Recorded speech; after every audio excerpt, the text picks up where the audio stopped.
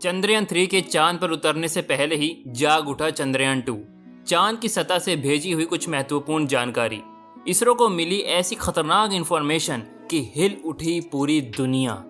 दोस्तों, अब तक पूरा विश्व यही मान रहा था कि इसरो का चंद्रयान 2 फेल हो चुका है, लेकिन अब जो चंद्रयान 2 जानकारी भेज रहा है उससे नासा के भी कान खड़े हो गए हैं। दरअसल हमारा चंद्रयान 2 फिर से चंद्रमा के ऊपर जिंदा हो चुका है। ये भारत का एक बहुत ही एम्बिशन प्रोजेक्ट था, जिसके तहत भारत ने 2019 में चंद्रयान 2 को लॉन्च किया था। ये सफल पूरा होता तो भारत उसी मिशन के साथ चांद पर सॉफ्ट लैंडिंग करने वाला विश्व का चौथा देश बन जाता, लेकिन ऐन वक्त पर लैंडर में खराबी आने की वजह से ऐसा ना हो सका। खास बात तो ये है कि 2019 से लेकर अब तक कोई अन्य देश भी ऐसा नहीं कर सका। इसरो ने बताया कि 23 दिन पृथ्वी के चक्कर लगाने के बाद चंद्रमा की कक्षा में पहुंचने में 6 दिन लगे थे। चंद्रयान 2 ने इसके बाद 13 दिन तक चंद्रमा के चक्कर लगाए और फिर 6 और 7 सितंबर को आधी रात के समय चंद्रयान 2 को लैंडर को चांद की सतह पर उतरना था। आधी रात को भी देश भर की नजरें इसरो के मिशन चंद्रयान 2 पर टिकी हुई थी। लाखों लोग टीवी सेट से चिपके हुए थे। हालांकि लोगों को तब मायूसी मिली जब चंद्रयान 2 सफलतापूर्वक लैंड नहीं कर सका। 7 सितंबर को 2:45 बजे के करीब लैंडर की क्रैश लैंडिंग हो गई। उस दिन लगभग सभी भारतीयों के आंखों में आंसू आ गए थे। पूरी दुनिया में इस मिशन को लेकर भारत की काफ़ी आलोचना भी हुई थी, लेकिन असल में ये मिशन पूरी तरह से फेल नहीं हुआ था।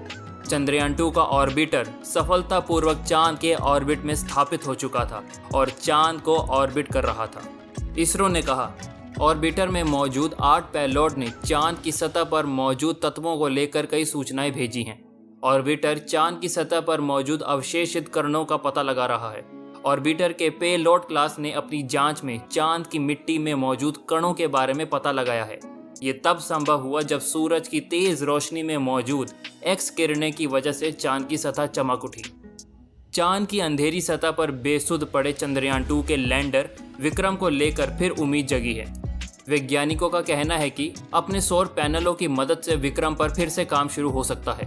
दरअसल चांद पर शनिवार से दिन की शुरुआत हो रही है। ऐसे में विक्रम को लेकर कोई अच्छी खबर आने की उम्मीद बढ़ गई है। वहीं भारतीय अंतरिक्ष एजेंसी इसरो ने कहा कि चांद के आसमान में चक्कर लगा रहे चंद्रयान 2 का orbiter sodium, calcium, aluminium, silicon, titanium और लोहे जैसे महत्वपूर्ण खनिज तत्वों का पता लगाने के लिए काम कर रहा है। इसरो के मुताबिक ऑर्बिटर का पेलोड अपने तय मकसद के लिए बेहतर तरीके से काम कर रहा है। वहीं विक्रम की तलाश और उससे संपर्क करने की कोशिशों में जुटी अमेरिकी अंतरिक्ष एजेंसी नासा ने कहा कि अब तक विक्रम से कोई आंकड़ा नहीं मिला है। खगोलविद स्कॉट टाइली ने ट्वीट कर विक्रम से संपर्क की प्रबल संभावना जताई है। उन्होंने कहा कि विक्रम को खोजने में कामयाबी जरूर मिलेगी। बताया जा रहा है कि दिन होने के साथ ही विक्रम से संपर्क करने की कोशिशें तेज होंगी। इसरो के एक वैज्ञानिक ने बताया कि हालांकि अब विक्रम से संपर्क करना बेहद मुश्किल होगा, लेकिन कोशिश करने में कोई हर्ज नहीं है। उनसे ये पूछा गया कि क्या चांद पर रात के समय बहुत ज़्यादा ठंड में विक्रम सही सलामत रह सकता है, तो उन्होंने कहा, सिर्फ ठंड ही नहीं बल्कि झटके से हुए असर में भी चिंता की कोई बात नहीं है। हार्ड लैंडिंग के चलते विक्रम तेज गति से चांद की सतह पर गिरा होगा। इस झटके के चलते विक्रम के भीतर मौजूद उपकरणों को नुकसान पहुंच सकता है। चांद के चक्कर लगा रहे नासा लूनर रिकॉनियंस ऑर्बिटर ने जो तस्वीरें भेजी हैं, चांद पर रात होने के चलते उससे तस्वीरें साफ नहीं आ पाई। दोस्तों, मान लीजिए कि अगर एक बार चंद्रयान 3 चंद्रमा पर लैंड कर जाता है तो समझ लीजिए वो टेक्नोलॉजी जो सॉफ्ट लैंडिंग के लिए चाहिए होती है वो हमारे देश के इसरो के पास मौजूद है। ये कंफर्म होता है।